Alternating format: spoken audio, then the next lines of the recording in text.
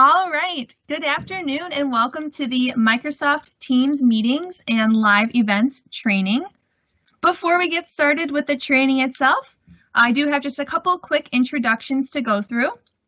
My name is Grace Blair. I am a product advisor for Microsoft in the Buffalo, New York area.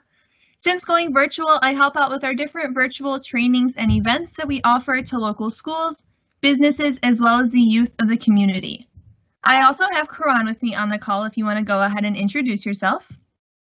Hello, everyone. My name is Karan Anderson. I'm a service advisor for the Microsoft store here in Buffalo. Prior to going remote, my responsibilities included maintaining and troubleshooting the hardware problems with business and consumer devices. I also trained, supported, and deployed in our software platforms. Today, I'll be moderating the Q&A, so if you have any questions, please leave them there and pertaining to what section Grace is currently going over. Other than that, Grace, you could take it away. Awesome. Thank you, Karan. So like Karan said, he will be moderating that Q&A. We also have a whole team on here ready to help out with questions. So if you do have questions, please feel free to put those in there. But we do ask that you ask questions that pertain to the content that we are currently going over. With that, I do just briefly want to go through the controls just so that you are aware. If you want to turn on closed captions at any point while in this meeting, you will see a little settings icon. You can go ahead and click on that cog and you're able to turn on those closed captions. I will also mention that you do have the ability to play or pause the event. If you do pause the event, you could potentially fall behind. If you ever think that you have fallen behind, you can go ahead and press this live button and it will take you back to where we are in live time. With that said, there is about a 20 to 30 second delay. So if it seems like we've moved on when we were pausing for questions, just be aware it could be because of that delay. When you click that cog icon to turn on those closed captions, you can also adjust the playback speed. You will be able to access this by clicking the same link for the next 180 days. So if you needed to adjust the playback speed, then you are able to do so. And then finally, you are able to change the settings for your captions or subtitles if you needed to do so. You'll also see up at the top of your screen, you have this little chat icon with a question mark. That is going to be that Q&A. I know we already have people filling that up with their questions. Please feel free to utilize that. That is where we will be able to answer them. I will say there are a lot of people on this call, so just please be aware it might take a moment for us to answer your questions, but we will get to them. But with that, we're going to go ahead and jump into the content. So Microsoft Teams is a collaboration application where you are able to chat with different members from your organization. You can collaborate on different files, and then you are also able to meet virtually. And that is what we are going to be focusing on today. There are three main ways that you can access Microsoft Teams. The main way and the recommended way is going to be with the desktop application. You can access that on a Windows or Mac device. You're going to get the most functionality with the desktop application. We're going to be talking about live events later on today, and I will say that you are only able to present and participate in a live event as a producer or presenter in this desktop application as of right now. But we also have the mobile app, which is really great to stay connected on the go. You can join meetings on there, quickly answer messages if you need to do so. And then we also have the web version, which is what we're going to be using to demonstrate the meetings. The web version is going to work very similarly to the desktop. And we're going to go ahead and log into that web version right now. So to get started with the web version of Microsoft Teams, you're going to first go to your Office portal.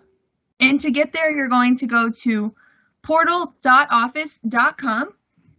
And you would go ahead and log in with your work email and password.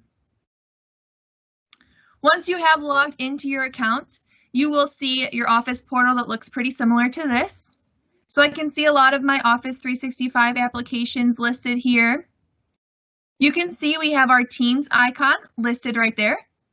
If you were ever looking for an application that wasn't there, you could click this little icon up here on the top left, and it would show you all of your office applications. But we're going to go ahead and we're going to be working in Teams. So you can go ahead and select Teams. And then it will open up Microsoft Teams for you in a brand new tab. So once you open up Microsoft Teams, it's going to bring you to the Teams section.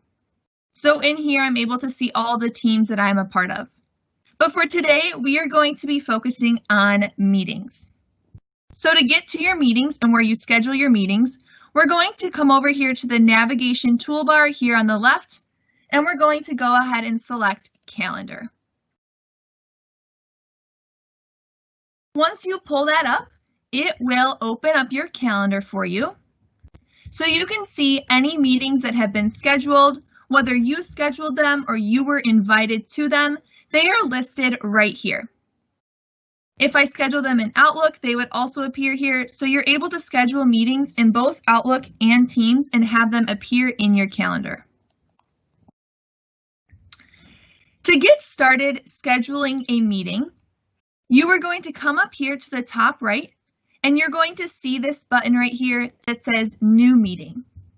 And you're able to go ahead and select that there. Once you do that, you're able to go ahead and begin filling out the information for the meeting. So the first thing that we're able to do is we're able to add a title to the meeting. So if, for example, I wanted to meet with some members of my organization, we've been working on a new product and we wanted to just get together to discuss the update of the project we were working on. I could go ahead and call it Project Update. From there, I'm able to add in my attendees for my meeting. So if I wanted to add Adele, I can go ahead and type in her name, and you're going to see it's going to be pulling names from your organization. So they're going to be auto-populating here. So I'm just typing in different names that are in here, and they are pulling up for me. You can also invite people from outside of your organization. So if there was someone that I wanted to add, so if, for example, I just do my work email here, I can go ahead and type that in, and it's going to add that for me. If I do just a test email, you're going to see that it will invite them. Every single person that I add to this attendee list, whether or not they are a part of my organization, are going to get an email with the join information. So even if they don't have Teams, they will still be able to join. You just have to make sure you include their email. Now you can also add in optional attendees. So if I, was working in here and Lee isn't necessarily a part of the project, but maybe he's just a manager and he might want to attend, I could make him an optional attendee. So you can go ahead and type in those attendees that you need. Next up, you're going to see the time that we actually schedule our meeting. So by default, it's going to give you the next available time. So right now it's 1:15, so it's giving us the next time of 1:30, and it's going to give you a 30-minute time slot. You are more than welcome to change that time. Your meetings can be longer than 30 minutes. So if, for example, I wanted to make this meeting today, we're going to go ahead and leave it today at 1:30, but I need it to be an hour long, I can go ahead and change this time here to be 2:30. You could make the meeting all day if you needed to do so. If you were only inviting people from your organization or you were just inviting a small group of people, it would actually give you some different suggested times. So in here, I can see that it suggests times where everyone that I have invited is available. So today from 2 to 3 o'clock, everyone's available, or 4:30 to 5:30, or from 5 to 6. So if I decide I actually want to do it from 2 to 3, I can choose that option there and it will change the time for me. You can also come up here to the top where you see Scheduling Assistant.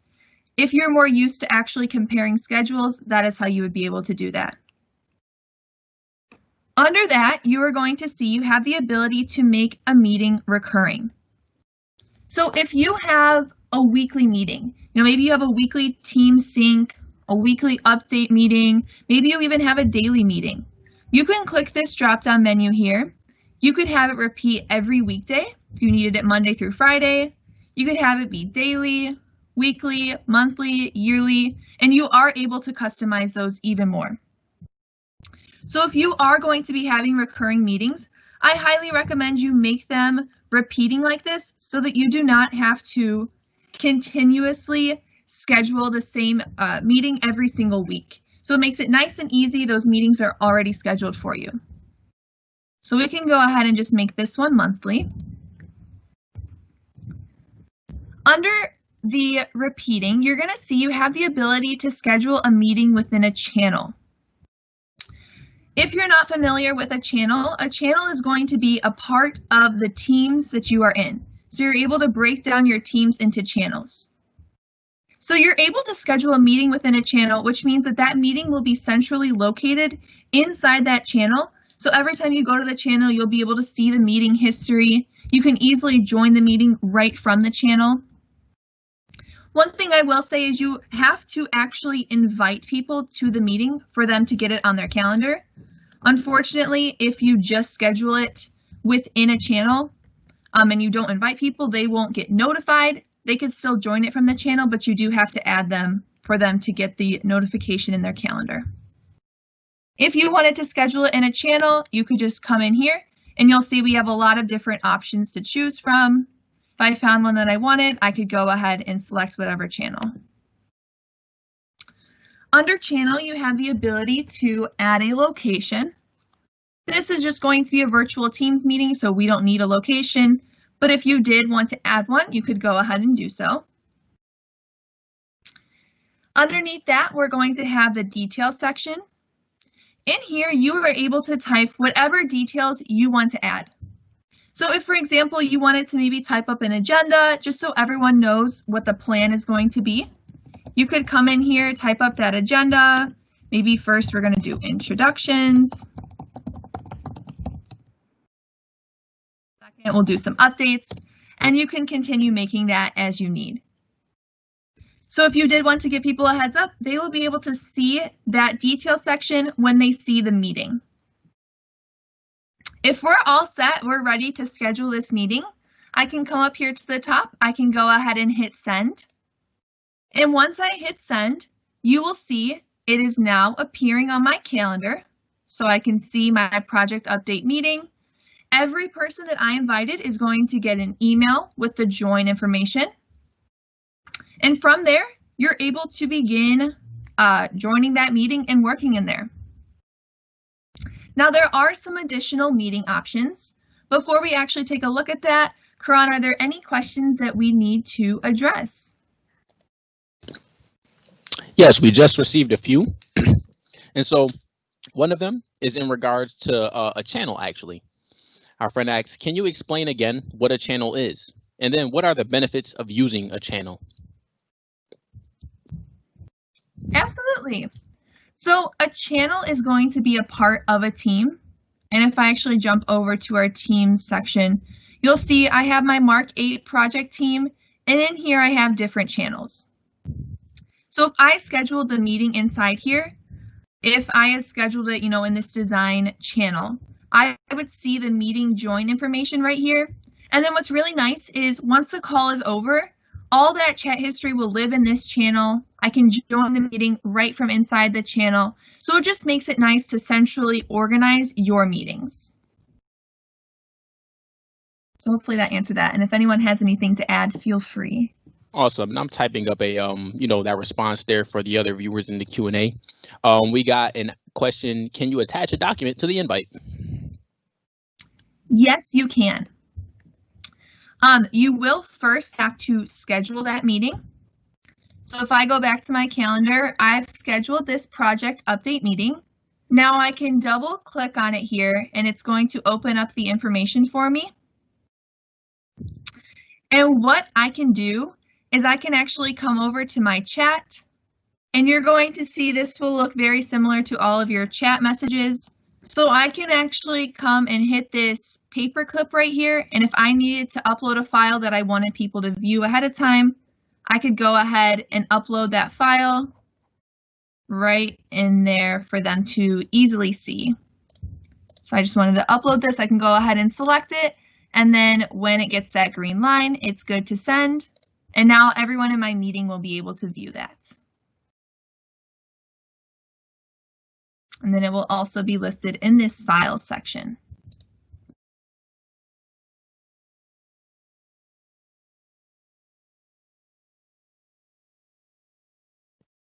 Other than that, we currently have no other questions in the chat. Awesome. So now that we have scheduled our meeting, we're actually going to take a look at some additional meeting options. And I'll just close out of here real quick just to show. So I have already scheduled my event to be able to view these options. So now what I do, once it's scheduled and the invite is sent out, is I can go ahead and double click on my meeting that I've created, and it's going to open up these details for me. If you ever needed to edit something, change the name, change the time, change your details down here, you can always do so. And then you'll see we have this meeting options section right here. So I can go ahead and select that. And it is going to open up in a new tab, some meeting options. So in here, you're able to determine things like who can bypass a lobby and who is able to present while in a meeting. By default, people who are not a part of your organization are going to have to wait in a lobby to be let in when you first start a meeting. You are able to change that if you would like. So if I click this drop-down menu right here, I could change that so everyone can bypass the lobby. I could leave it with just people in my organization. I could even make it so that only myself can bypass the lobby. So if I'm setting up a meeting and I don't want people just to get on early, you could go ahead and make it so that you have to let them in. It's totally up to you how you want to do that. And then you'll also have the ability to adjust who can present while on a meeting. By default, anyone will be able to share their screen and present. But if I click this drop-down menu, I can change that so that only people in your organization can present, only specific people that you've invited to the meeting could present, or only yourself. You can make whatever changes that you want to make, and then you go ahead and hit save, and they will be automatically saved for you. Now, what's really great about these meeting options is I can actually come in even after a meeting is started and make changes.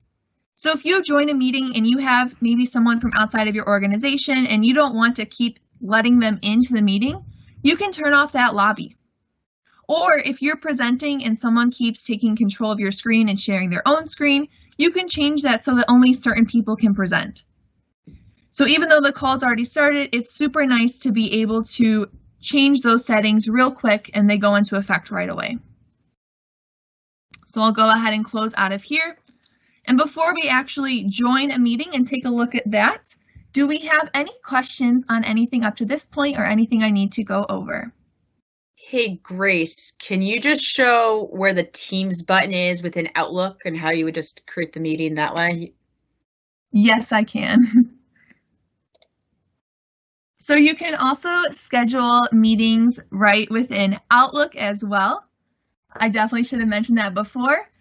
If you are a delegate of a calendar or you want to invite a distribution list to a meeting, you are going to have to do that through Outlook. So to schedule a meeting within Outlook, you are going to come to your calendar. So you can see I'm in my calendar right now, and you'll see up at the top this icon that says New Teams Meeting. And when I go ahead and select that, it is going to look very similar to what we saw in Teams. So I can go ahead and add my title, so I could do my project update. From here, I can add my required attendees, so maybe I want to add Amanda and Karan to this. I again can invite people from outside my organization. I just type in the email that I want to invite, and they will get the email with the meeting links. I could add optional attendees if I wanted to do so. You'll see I can go ahead and choose my start and my end time. Again, by default, it's giving me that next 30-minute period, but I could change that if I maybe wanted it to be an hour. You could also make it all day. And then you also have the ability to make your meetings recurring when you schedule them within Outlook. So I could go ahead and select this if I needed to. And then again, I have the option to make it daily, weekly, monthly, yearly. You're able to choose when it starts, when it ends. So you're able to set that up so that you can utilize it as you need. You'll see that we have our location automatically set as this Microsoft Teams meeting because it is a Teams meeting. One thing I will point out is here on the side, you can see we have this suggested time section, and that is pulling from my calendar, Amanda's calendar, Karan's calendar. It's not going to be able to pull people from outside of your organization because it just doesn't have access to their calendars, but it's giving me different suggestions. And then down here, you'll see all the meeting information. So I can see all of this join information right here. When I'm ready to send this meeting out, I go ahead and I hit send. And now you can see it is appearing right here on my calendar, and Amanda, Karan, and that email will all get the notification with the join information. This meeting would also appear on their Teams calendar as well. So, thank you, Amanda. Did we have any other questions or anything to go over? We can continue on from here. Perfect. So to actually join a meeting, I'm just going to go ahead and close out of this real quick. You can join from both Outlook or Teams. Now, if I just go back to Outlook real quick, you will see in here, I could go ahead and if I wanted to join this meeting I created, I can double click on the event, and then I can go ahead and click that link here to join the meeting, and it would take me to my meeting. I can also join it in Teams 5 minutes before a meeting starts, and then throughout the duration of the scheduled time, you will see a join icon in the top right that you can go ahead and select to quickly join your meeting. You can also double click on the meeting here, and you will see join right up here in the top right. Now, before we actually join a meeting, I do just briefly want to go through a couple of the different ways. So you'll see down here at the bottom of our meeting, and we also saw this within Outlook, our Teams meeting information auto-populates for us. So I see the link that I can use to click on and join. You might also see a call-in number. I would only recommend calling in to an event or to a meeting if you have a device that does not have audio. When you call in, generally most businesses do get charged when you're calling in, and you also just are not going to get the same experience.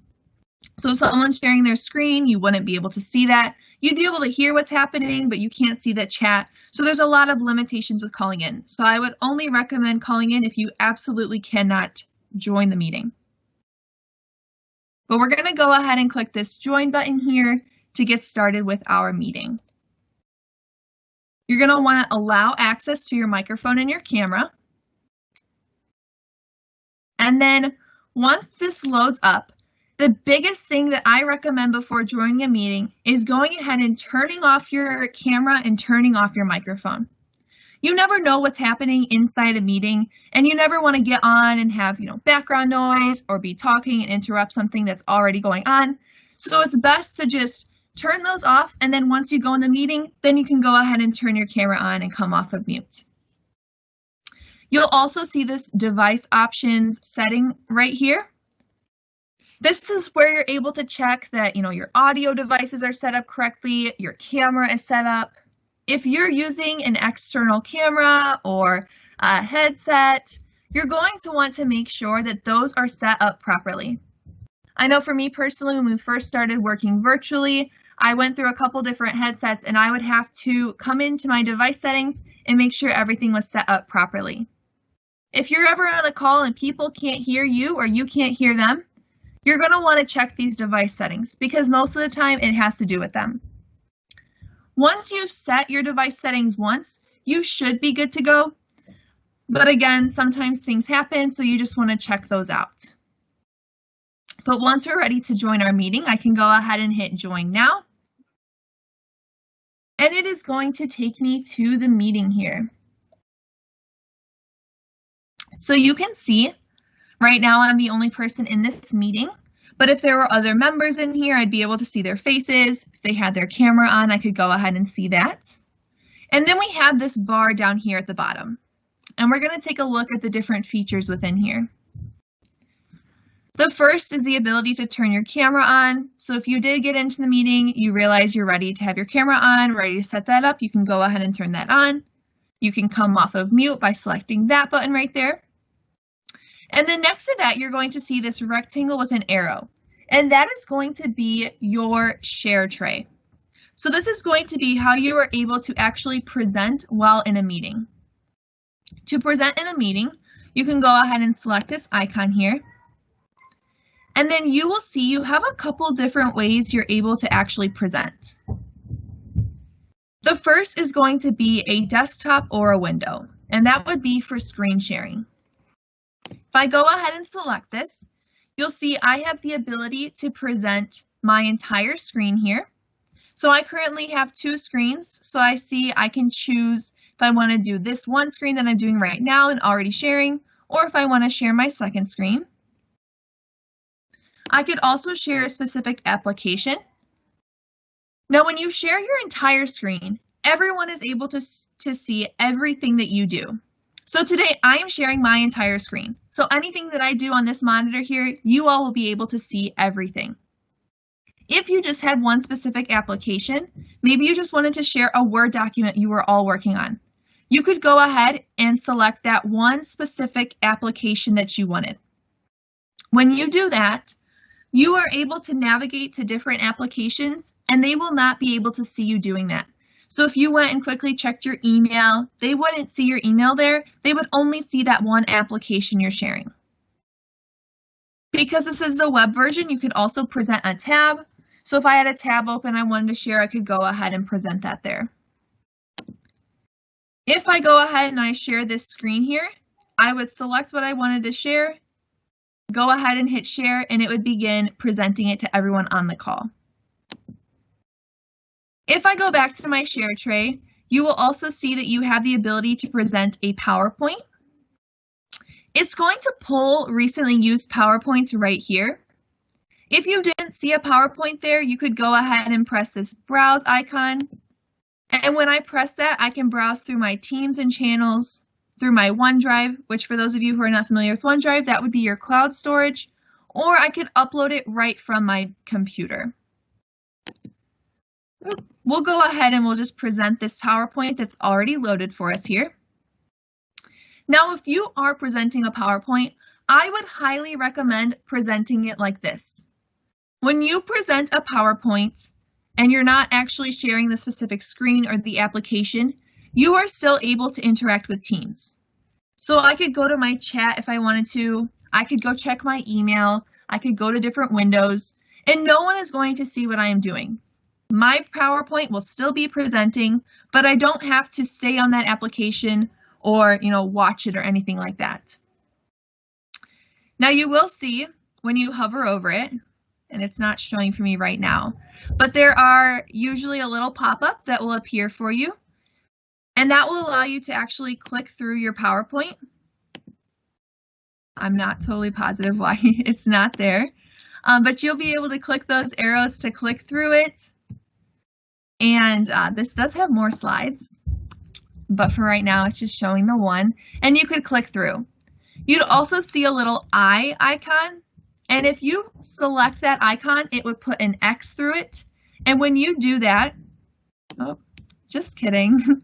When you do that, it will not allow viewers to be able to click through the presentation on their own. So if you're presenting something to a group of people and you don't want them to be able to go ahead and see what you're presenting, you can go ahead and disable them from being able to click through it. When you're done, there would be an icon that said stop presenting, and that is how you would stop the PowerPoint. Next to our PowerPoint, you're going to see a whiteboard, and I am just briefly going to go ahead and select that. Or maybe not. It's being difficult today. Whiteboard is going to be an interactive whiteboard. So what you were used to seeing if you were in person, it would then just be virtual. There are a couple different features with the whiteboard. You have the ability, I don't know what I've done with this, but if the whiteboard was up, it would be a blank whiteboard. You would have the ability to write on it. If you had a touchscreen device, it would probably work best because you could actually write right on your device.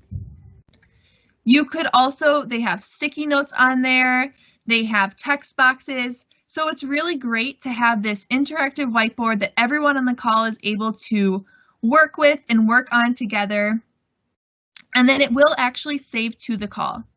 So if I, wanted to write things out, I'm just using my mouse, so it's not the greatest. I could do that here. Again, I could add a text box if I wanted to do so. I could add a sticky note, if I wanted to type out an agenda in here.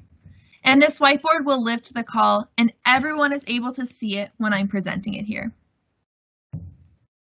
Now, again, there should be a stop presenting button. Teams is just giving me some difficulties right now, and that is how you would stop sharing that whiteboard. But this whiteboard will live to the call. Next to our share button, you're going to see we also have these 3 dots, and that's going to give you some additional features. So the first is going to be our device settings. So that is what we took a look at before we actually joined our meeting. So if you get into a meeting and you are having issues hearing people or they can't hear you, you can go ahead, click those 3 dots and open up those device settings to check and make sure everything is set up properly.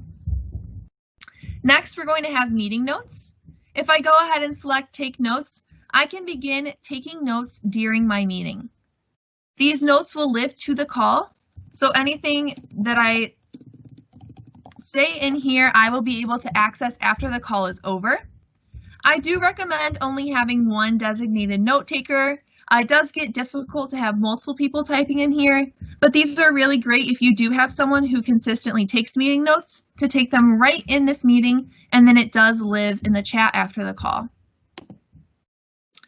You can show your meeting details if you wanted to see that information. So I can see how the link to join, but I can also see that agenda or anything we put in that details section right here.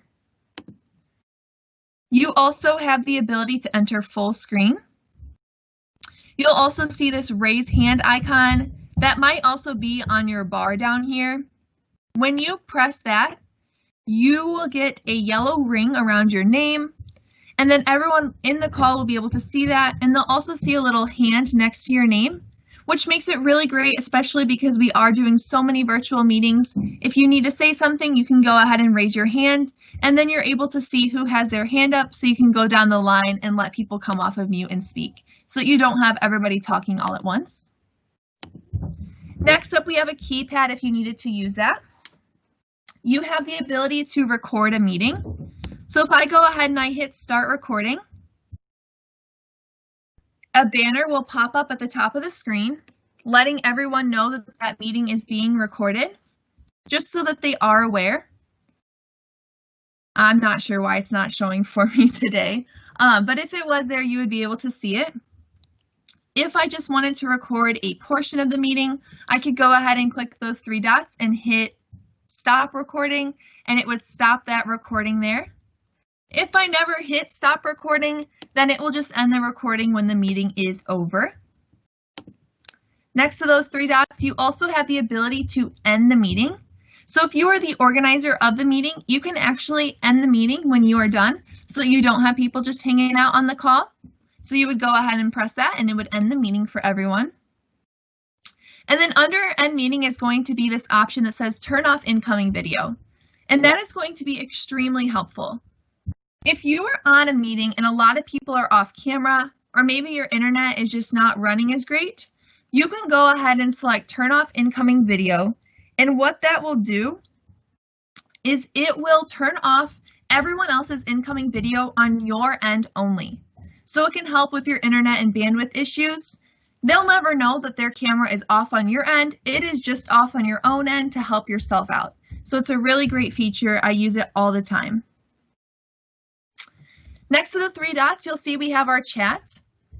So I can see in here the files I had sent. I'll be able to chat. I can send emojis. I can send GIFs in here. This chat is going to be a live chat, so I am able to continue chatting in here even after the meeting is over. And again, once we actually leave this meeting, I'll show you where those meeting notes and whiteboard and recordings would all live. Next to chat would be our participant list. So in here, I'm able to see everyone that I have invited. If, for example, Adele is not in here and I need her to join this meeting, I can actually click these three dots here and ask her to join. It would then call her in, and she would get a little notification letting her know that she's being called into the meeting. If you're in a meeting and you realize that you needed to add someone in that you forgot to send the invite to, you can also quickly call people in from inside your organization. So I could just begin typing in the name and it's going to pull those people, and I could just click on one of them and it would call them into the meeting. Now, before we actually click the hang up button to end the meeting, do we have any questions on anything we have covered up to this point? There are no current, excuse me, there are no current questions at this point in time. Awesome. So we will go ahead and end this call here.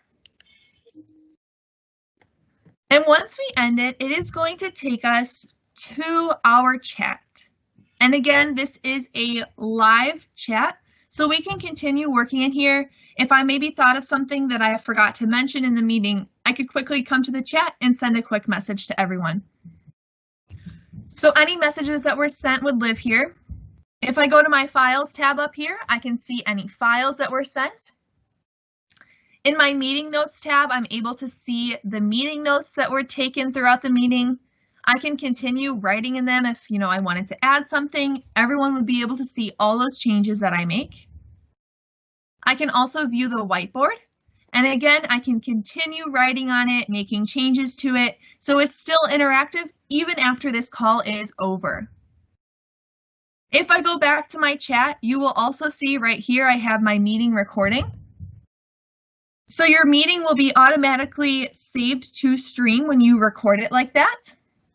I will say if you ever need to take this meeting recording and send it to someone outside your organization, you are able to download it and then re-upload it to your OneDrive to share with them. It does get a little confusing, but I do just want you to know that is available to you. But when you do save your recording, it will be saved to Stream, and inside Stream there will also be a transcription for it. Hey, Grace. Yes. I did just get a good question in. I had a customer ask, can you show off the meeting options again where you can allow people to skip the lobby and select presenters? Absolutely. So I'm going to go back to my calendar in here. Inside Project Update, I can go ahead and double click on this meeting here. You do have to already schedule a meeting to be able to view these meeting options. So I will stress that it does have to be scheduled before you can view them. And then you'll see right in here, we have our meeting options. And when I select that, it will bring you to a new tab. And once you're in there, you're able to change who can bypass the lobby.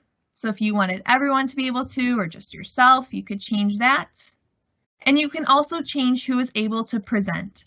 So if you wanted everyone, just people in your organization, only specific people, or only yourself, you could go ahead and select which one and then hit save, and it will save those changes for you.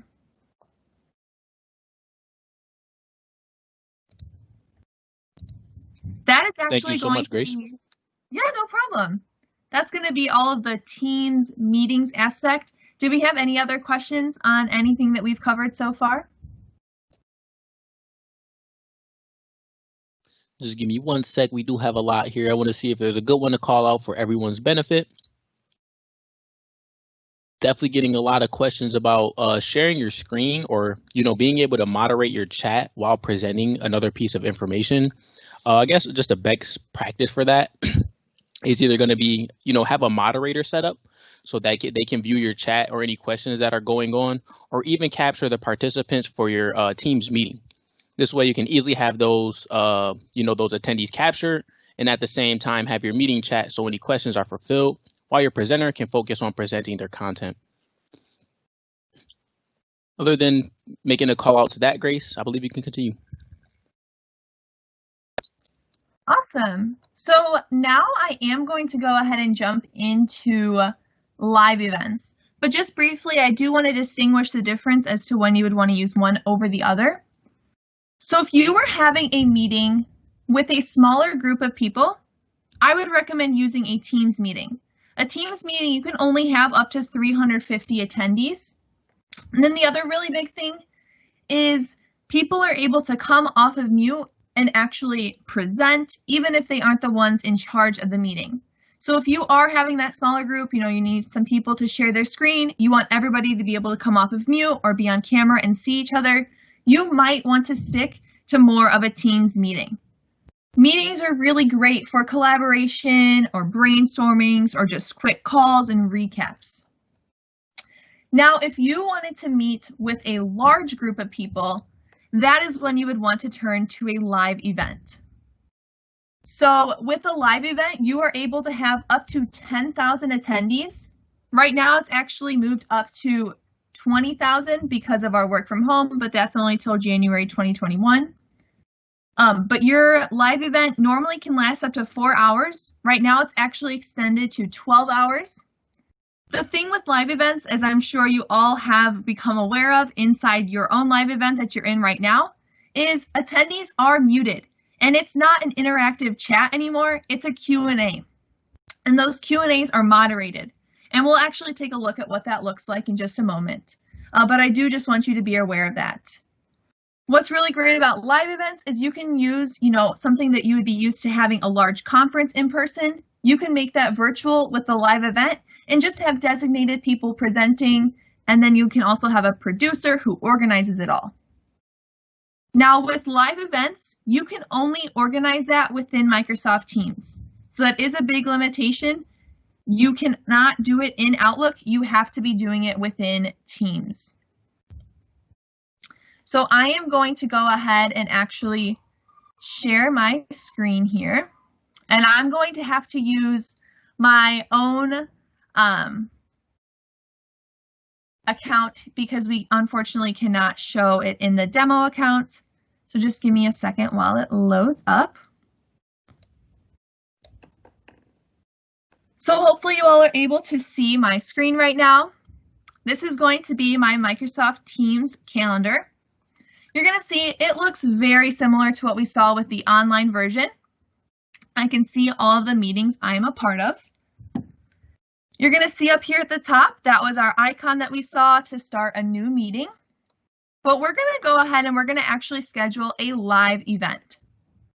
To schedule a live event, instead of pressing new meeting, you're going to come next to that button and you're going to see this little drop-down menu here. If you select that, you will see you have the ability to schedule a live event.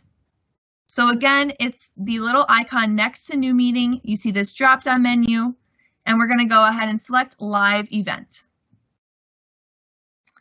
From here, we can go ahead and add in our title.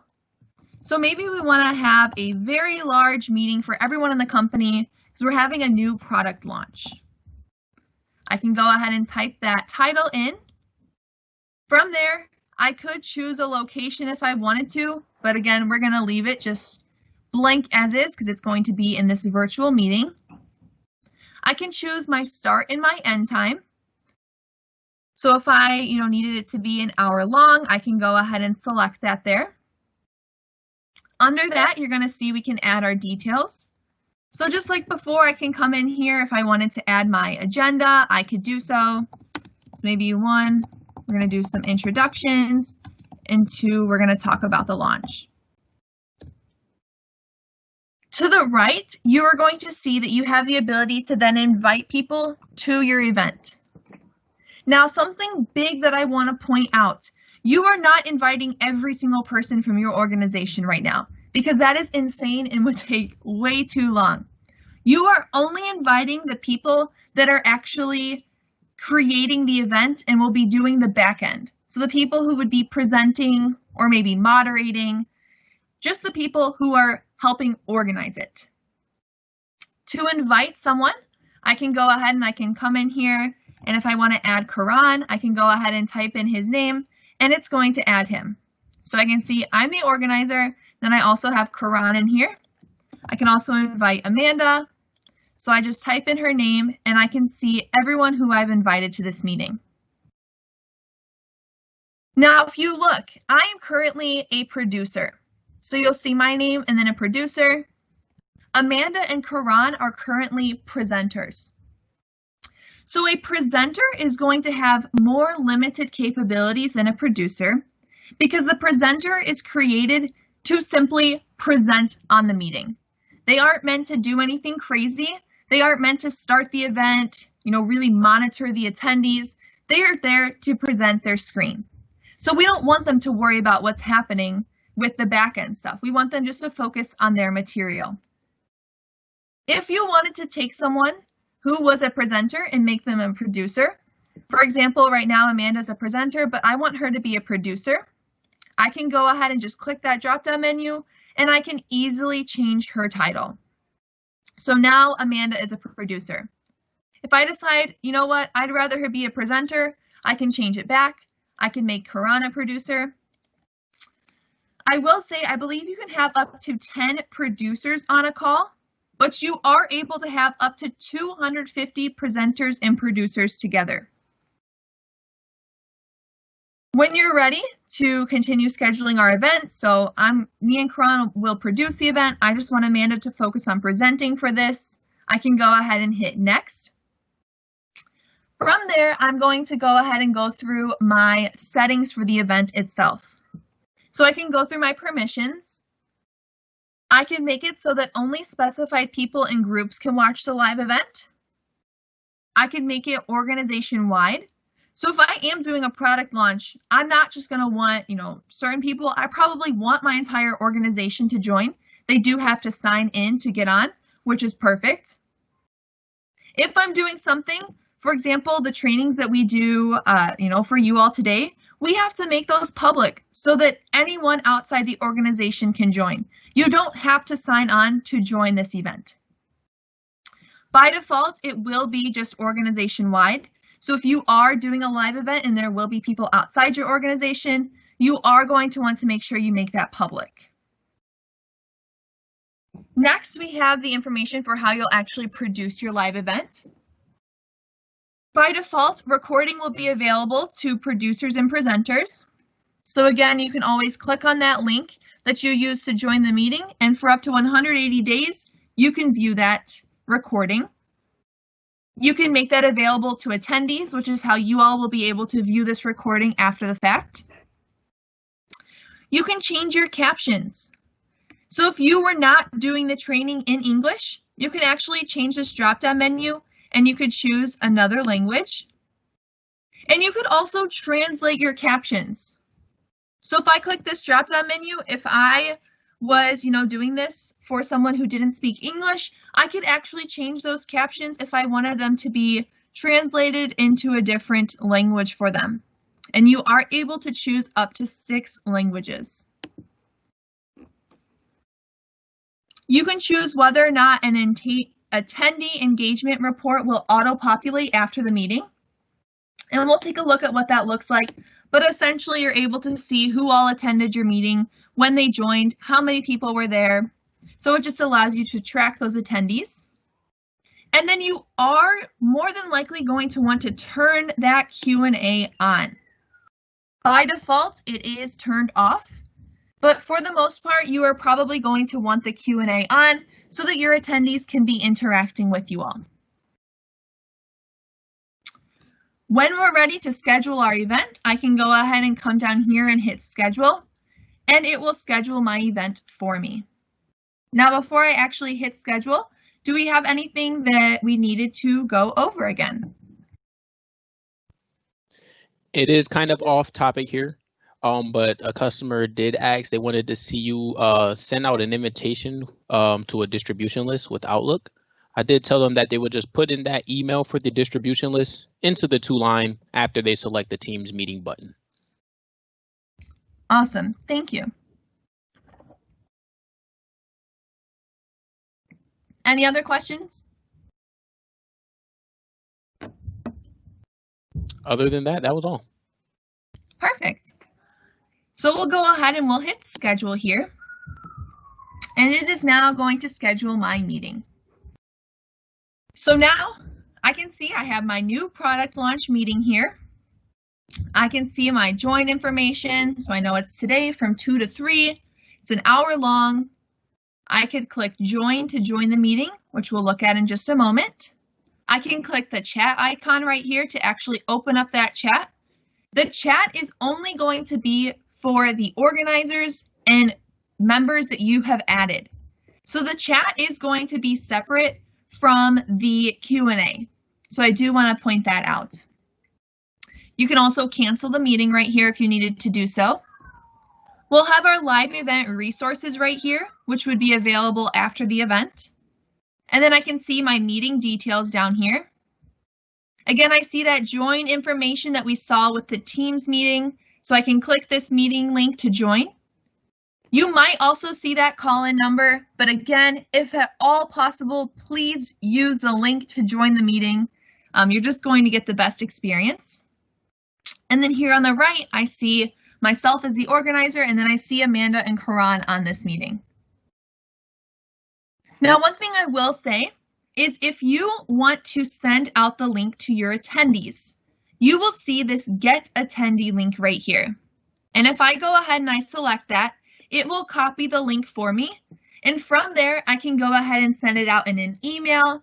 If I need to post it in a chat or in a channel, I could post it there. I can make just a blank calendar invite for the time of the meeting and add that attendee link in there. That is going to be how you actually get your link out to your attendees. So you won't be adding them all, to that list of members on the back end. You're going to want to send them this attendee link right here. Now, if you are organizing this meeting, if we need some additional members to add to our launch team, we can always edit the meeting and quickly add someone else in.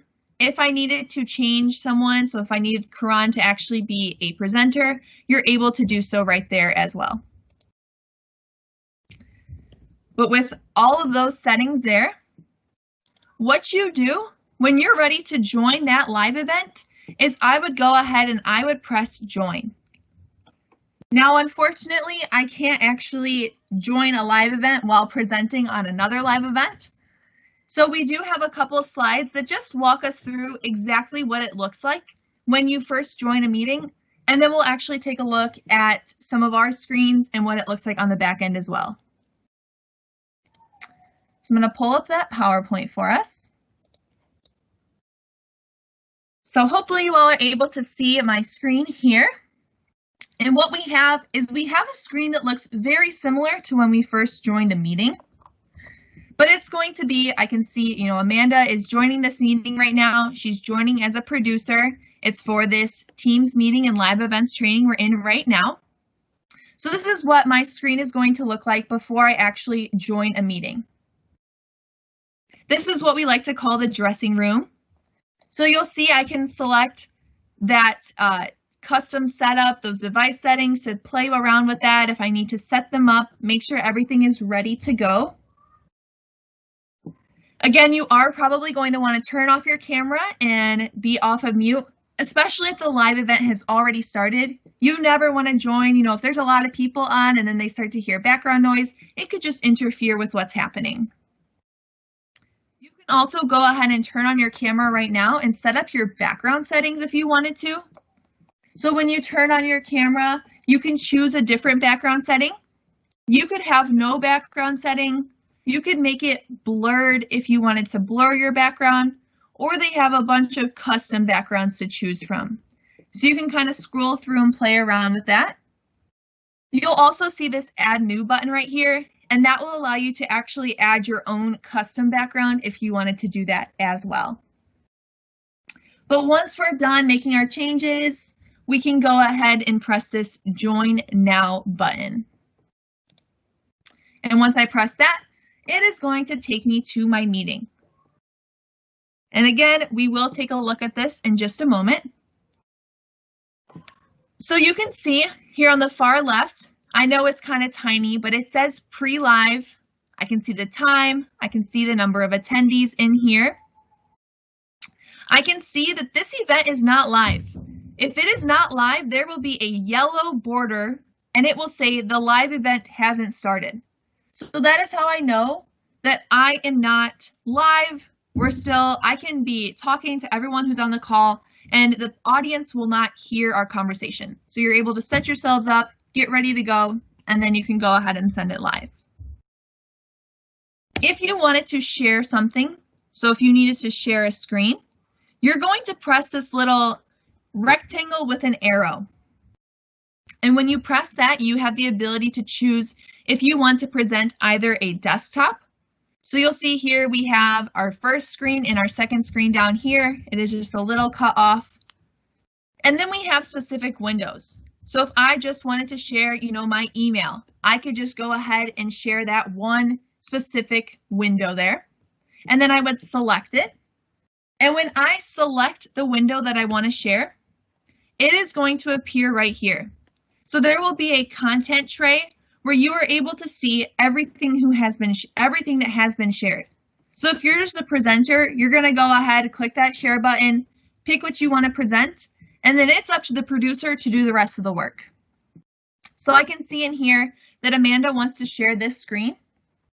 So what I can do is I can go ahead and select that content there. I can go ahead and add it right here if I wanted to present that to everyone. Once you add it to that screen, you are going to see this Send Live button appear. You can also add a camera. Now, with a live event, when you have a camera on, by default, you're going to have the camera in a tiny little section on the side, and then your screen that you're sharing right here. You are able to adjust that if you needed to do so, so you would just move this around as needed. One thing that I will say, when you share with your camera on in a live events do take up a little bit more internet, so it can be difficult. You do not have to use your camera or have your camera turned on when you're in a live event. Sometimes it's easier just to be sharing your screen, similar to what we did today. So you just see my screen right now. Once we're ready, if I just want to share this screen here, that's perfectly fine. I go ahead and I select this content here. And then what I'm able to do is I can go ahead and press this button that says Send Live. Now, when I hit that, it is going to send my content. So again, you can either just do the screen or you can do a screen and a camera over to this live event square. Now our event is still not live because you can see up here in the top left, it still says pre-live and we still have this start button in yellow. When I am ready to start my event, so I am ready to begin presenting and get started talking to my attendees, I'm going to press this start button. Now, when you press start, it is going to ask you if you're sure if you want to start the event. And it's also going to let you know that there is a slight delay. And then you go ahead and hit continue. And from there, your event is live. So what I'm actually going to do is I'm going to go ahead and actually share my screen and show you what that looks like. So before I actually do that, do we have any questions on anything up to this point?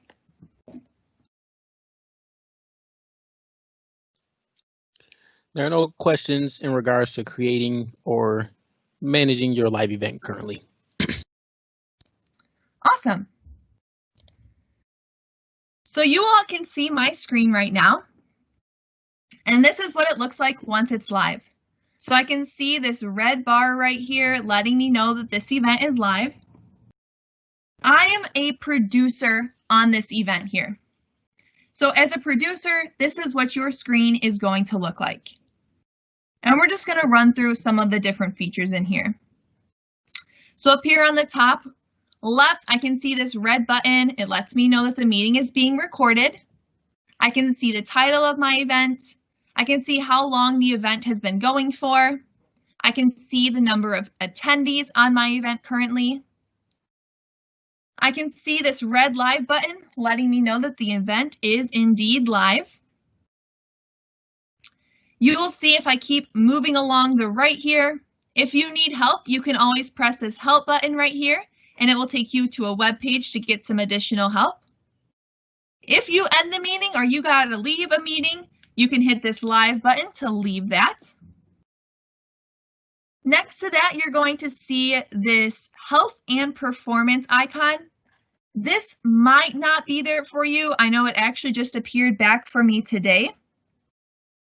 So I could actually select this icon here, and it's going to give you the health and performance for your device.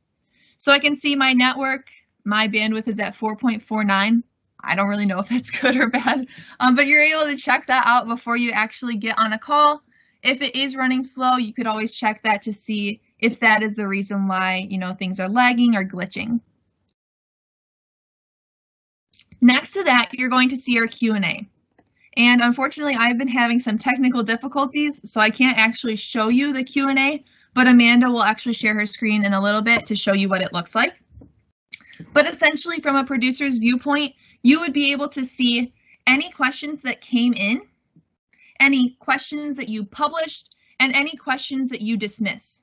And then you're also able to see who is answering what questions. And that will make more sense when you actually see Amanda's screen. Next to our Q&A option, you're going to see we have a meeting notes section. Just like the meetings themselves, you're able to take these meeting notes in here. And again, they will live to the chat after the call. Next to that, you're going to see the chat itself.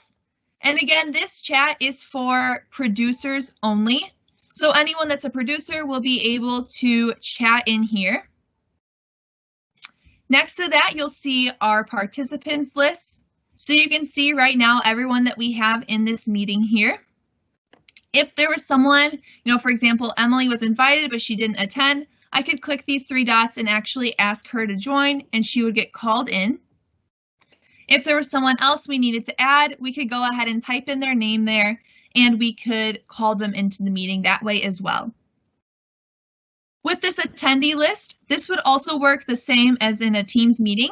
When you're looking at that attendee list, if there are a lot of people off mute, you could go ahead and press this mute all button, and that would mute everyone except for yourself. So it's super nice, instead of trying to go through and see who is off mute, just mute everyone all at once. Next to that, we are going to have our settings. So this is where we're able to adjust those audio devices, our speaker, our microphone, our camera. If you needed to do so, you could go ahead and change those as you need. Down here at the bottom, you'll see some settings for the live events. So I could turn on live captions for myself, and I could also allow attendees to see live captions. So I can see right now it's enabled for English. If I had chosen a different language back when we were setting it up, that is where I would be able to ensure that those were turned on. I can go ahead and close out of here.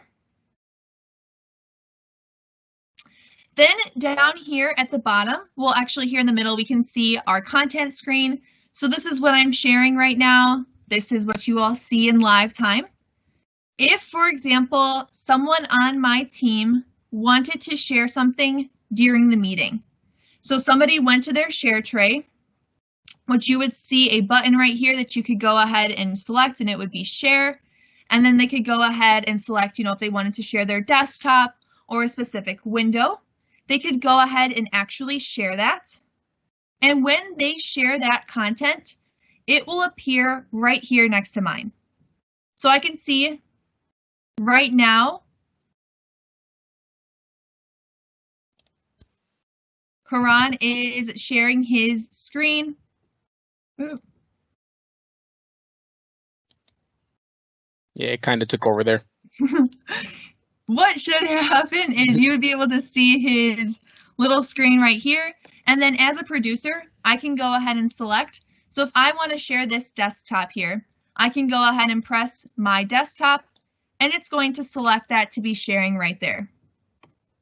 If I wanted a camera turned on, I would select this icon right here. And then if someone was off camera, you would be able to then add a video from below. So you would just choose their image and you can go ahead and add it to the call that way. But we're going to go ahead and just leave it as the content. And then under here, you're seeing all our presenters and our producers on the call. So I can see everyone who is a part of here. This is where you're going to control your camera and your microphone. So if I wanted to come on camera, I would be able to go ahead and select this icon here. So if I did want to add, my video here, I would turn on my camera. And then once it is turned on, I would then select that video. And then I would be able to actually begin sharing that. We'll turn that off. And then again, you can easily mute and unmute right there. And then here on the right is where you would stop sharing and share your screen and how you are able to mute everyone. So that is going to be the producer view. Do we have any questions on anything that we have covered up to this point?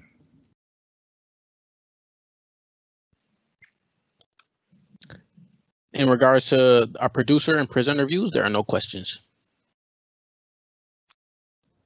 Awesome. So I'm going to actually have Amanda go ahead and share her screen now, because she is actually a presenter on this call, and she's going to walk us through just the different features, and then you'll also be able to see the Q&A this way.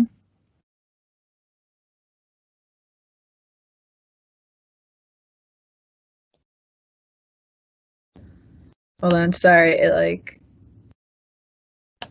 all right, so this is what I see for my live event. I need to share actual content. Hold on. So on my end as a presenter, it looks exactly like a Teams meeting that Grace was showing earlier today. So right now I'm seeing everybody who is in our meeting as producers and presenters. Can you see my screen? It just went away. I don't see anything being transmitted. There you go. There. Now it's up. All right. So as Grace was saying earlier, this is going to look, as a presenter, it's going to look very similar to a Teams meeting. And that's so when you're presenting, you don't get bogged down with all the different things going on within a live event, because as Grace was saying, you could have lots of people presenting over the course of several hours. I will be able to tell when it does go live. I do see how long we've been in our meeting for. As a presenter, I cannot see the attendee number, nor can I choose what Grace decides to share or not share. I just know what I'm able to pick to share using that share tray, as Grace had shown earlier. Same thing, even though I'm a presenter, I'll be able to see the chat between myself and the rest of our producers. I can still participate in the Q&A that when people are sending in questions, and we're able to moderate those questions. And I'll still have these options of my device settings, meeting notes, details. I could turn on my camera, apply my background right now. So very similar to a Teams meeting from a presenter's point of view. So does anyone have any question? Is there any questions about the presenter view?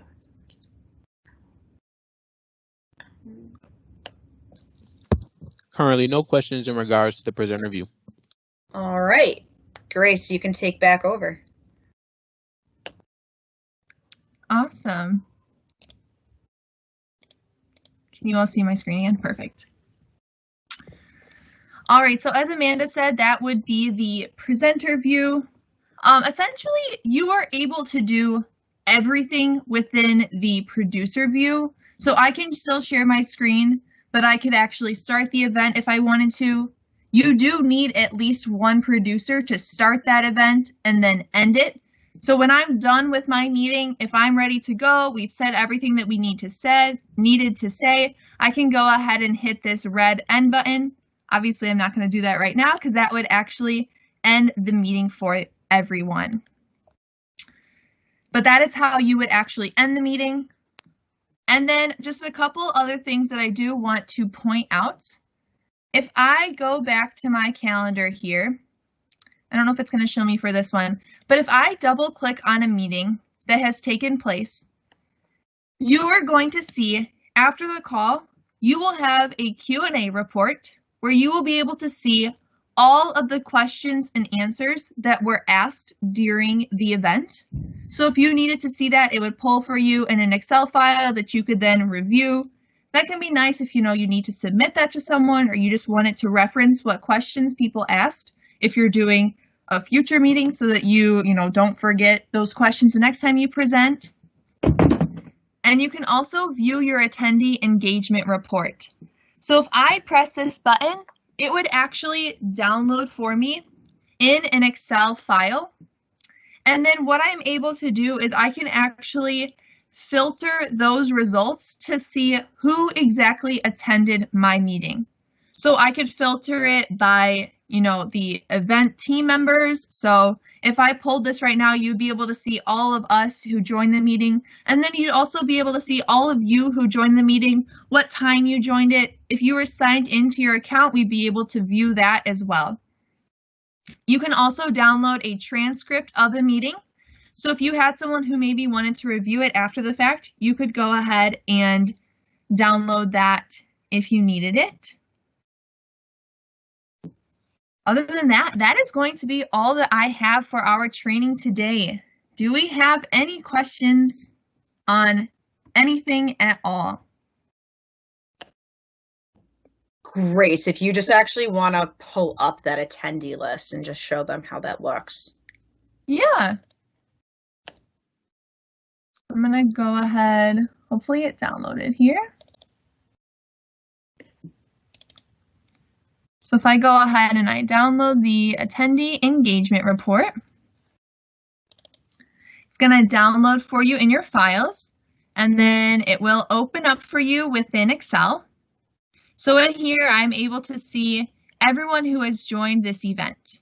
So I can see their specific role, I can see their specific actions, and here I'm able to see the times that they join the meetings.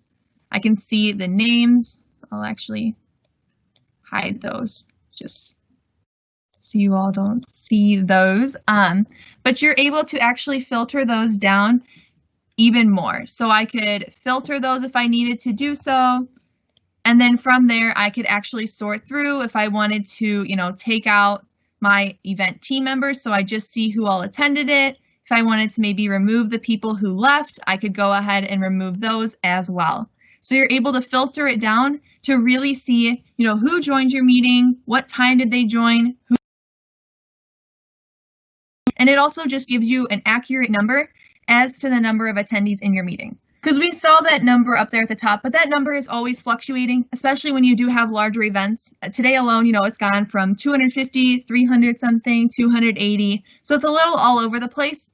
So this attendee report allows you to really figure out how many people were on your meeting, who exactly attended your meeting, and things like that. So that would be the attendee report. One other thing, so someone did ask if you wanted to play a video. So if you hovered at the top of your screen that you're showing, you should get the sound audio button. Yeah. I'm not actually seeing it. Teams is being difficult for me today, but normally you would see a little sound icon right here in the middle of these two that you could go ahead and select if you forgot to share your audio when presenting. If you're in a meeting though and you go to share your screen, when you press that share tray, there will be a button that says include system audio. So you could actually just select that button right there, but I know sometimes it turns off for you to save your internet. So you would be able to just hover over. If I just hovered over up here, it would appear for you right there. That's also how someone could take control of your screen. So if I, was presenting and I needed someone else to actually go through and walk through the screen, they could actually request control. They would see a button up towards the top to do that. And then I could go ahead and allow them access, and they would have control of my screen that way. So that can also be helpful in a meeting. One thing I did want to point out for Bosch and Lom, in order to get the attendee list, you would have to obtain it from IT. So you would have to reach out to your IT just to get that, just so everybody is aware. And then those are all the questions I see. Karan, did you see anything else? Scanning through here. I know I was answering one for someone. Let me jump back into our published chat here. We got a question of, who can answer the Q&A? I think that's a general question, great for everyone to hear. Anyone you set as a producer to your live event will be in the place where they can actually, monitor and answer to that Q&A. If we continue to go through here, another great question I got, Anonymous asks, as well as the Q&A, can you do live polls during your training? And of course, you can add in maybe a Microsoft Forms into your live event here so that people can fill it out while they come in. You can probably have one of your moderators regularly post it, and then you can view and monitor those responses in real time so that you know whatever information you were trying to gather and see what kind of output you're getting. I see another question here. Is there a way to make the live event outside of my organization, is outside of the organization, but require the public to sign in? Currently, there's not. Whomever you send out the link to will be able to join the live event. Again, that is a great feature, and you can actually go to the feature section. Do you want to show where they can suggest a feature for us, Grace? Absolutely. So if you are in Teams, web version, it's also in the mobile version or here in the desktop, you'll see this little help button down here. When you click on that, you can actually, first of all, view different training topics. So if there's something you wanted to quickly learn about, you could actually learn about those right there. But then you'll also see suggest a feature and report a problem. Unfortunately, all of us here, we have no say on what the engineering team does. But if you come in here, they do take these very seriously into consideration when they make these updates, and they have been coming out with updates a lot more regularly with all the work from home. So I highly recommend suggesting a feature. Awesome. Thank you so much, Grace. We got another question in. Is it possible to share a Microsoft Stream video within an event? And of course, you'll navigate to that Microsoft Stream video, and then while you're sharing your screen, you play that video, and then those users can watch that video. Absolutely. One thing I will say, we do have a link to share out for our survey. If you all wouldn't mind filling that out, it's just how you think Karan and myself and, well, the whole training team did today going through our content with you all. Like we said, unfortunately, we aren't able to actually, make any changes with the engineering side of things, but we do take the feedback very seriously as we continue our trainings down the line. So we would appreciate any feedback in that. Grace, one more time, can you show where they can get to the attendee list at? Yeah, absolutely. So if you wanted to view your... It would just need to be requested. Sorry, what was that? Oh, right. Yeah, Bosch and Lom requires you to go through IT. There is another question that did pop in, though. Is there a way to expand the screen that's being shared or presented?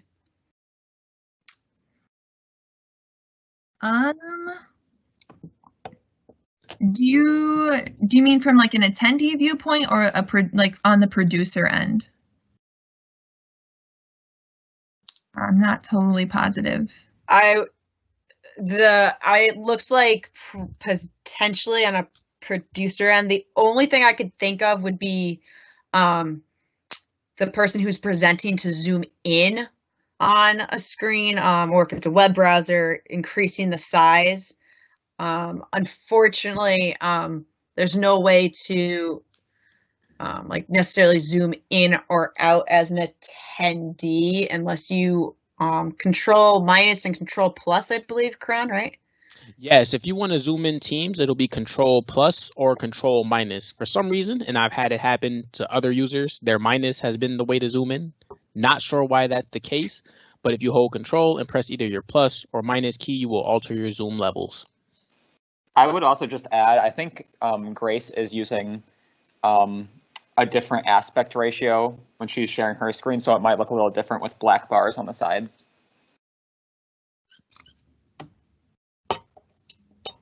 Good call out.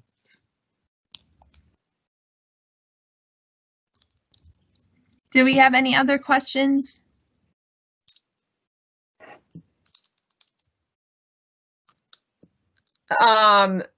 Somebody anonymous had asked, what's the best way to share an external high quality video in an event?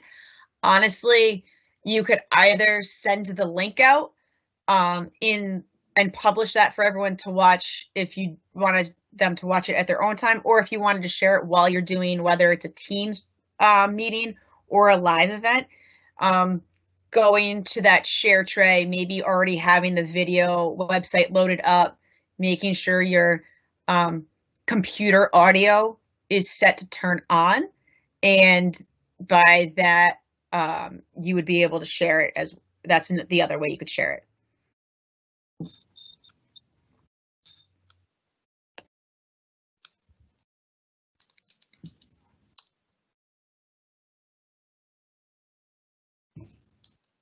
Awesome. Well, if we have no other questions, we'll definitely hang out for a couple more minutes if any more come in. Like I said, if you wouldn't mind filling out that survey, we do appreciate any feedback. But that is all that we have for today. Thank you all for attending, and hopefully we'll see you on some additional future workshops.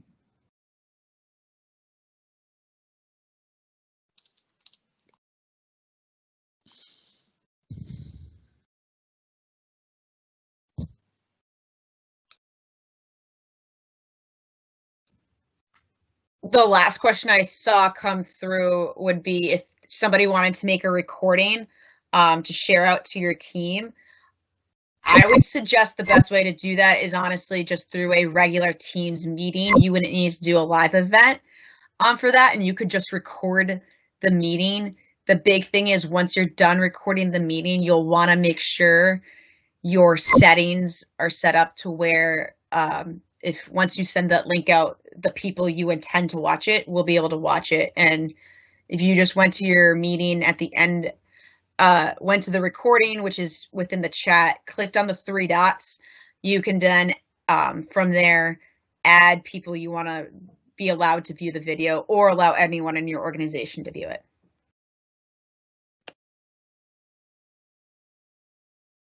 We just got a question in regarding, sending out a GDPR text to our attendees to sign. I would recommend sending this out before the meeting is going to be conducted. We kind of do the same thing for when we set this meeting up for your organization as well.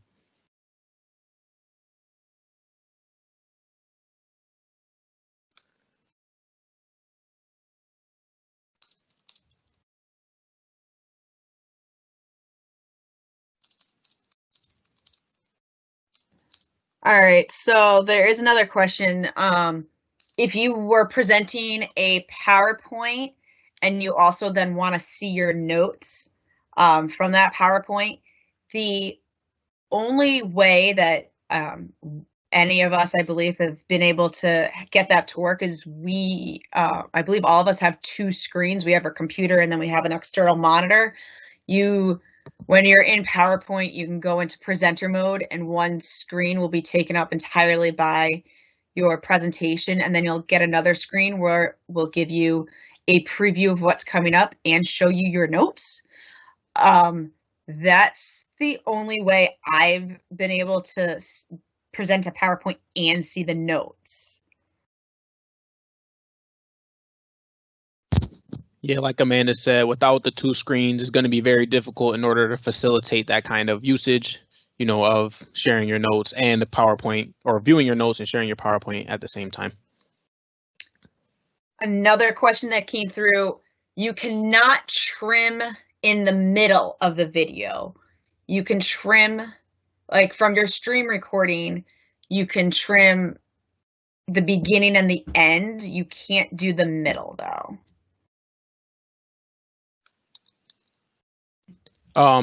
Everyone asking for a copy, this is recorded. So when this meeting is over, you'll actually be able to return to that very link you used to join the meeting today and rewatch this training at an on-demand scale. You'll be able to play with things like the playback speed if you want to watch it faster or slower. And I'm pretty sure you'll also have access to the Q&A where we answered a bunch of different questions in regards to using these different meeting features and Teams Live event features.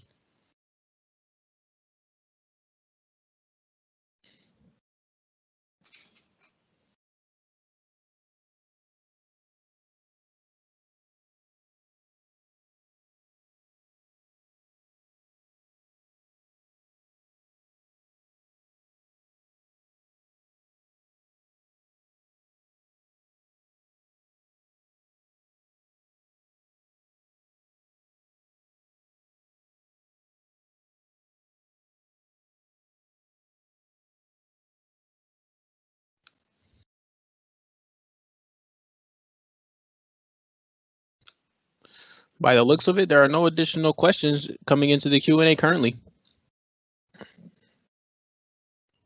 Awesome. So if that is all that we have, that is all that we have for today. Again, we will hang out for a couple more minutes, but I'm going to go ahead and end the meeting for today. Thank you all for attending, and hopefully you enjoyed it. Thank you, everybody, for attending. Thanks, everyone, and enjoy the rest of your day today.